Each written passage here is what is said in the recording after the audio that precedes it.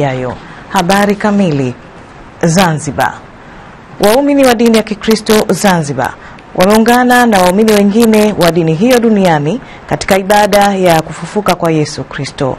Akitoa salamu za ibada ya Pasaka, Mhasham Baba Askofu Agostino Shayo amewataka Watanzania kuendeleza amani iliyopo nchini. Tujiunge na Mwanajuma Saidi kwa taarifa zaidi.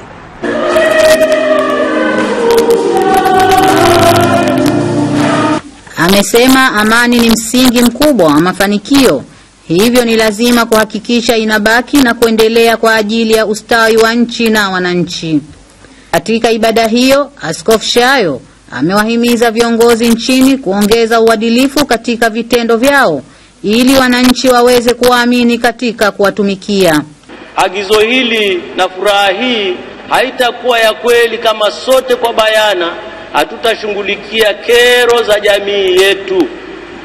Kila mmoja wetu kwa usasa wake anafahamu fika rushwa na ufisadi uliokithiri katika nyanja zote za nchi yetu.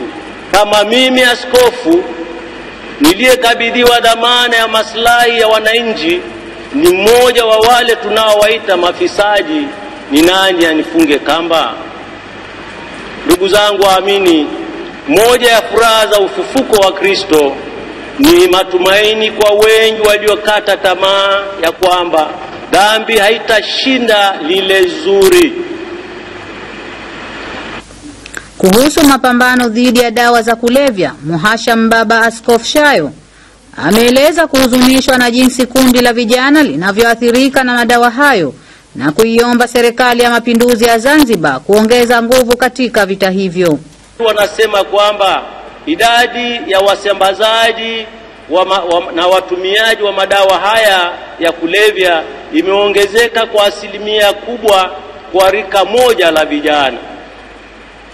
Kwa sababu za madhara ya madawa haya, ongezeko la maambukizi ya magonjwa kama ukimwi, kifua kikuu na walea pweke yamekuwa makubwa nchini. Shughuli kubwa za serikali yoyote ni kujali uhai na afya za raia wake. Kwa vyovyote, tunatazamia serikali tuliyoiweka madarakani juzi itangaze rasmi kwamba madawa ya kulevya ni janga la taifa na kuanza kuyashughulikia wenye biashara hizo.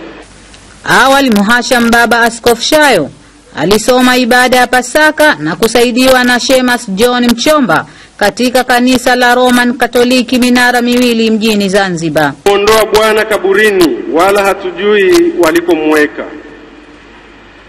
Basi Petro akatoka na yule mwanafunzi mwingine, wakashika njia kwenda kaburini. Ujumbe wa Pasaka mwaka huu ni haki na amani kwa wote.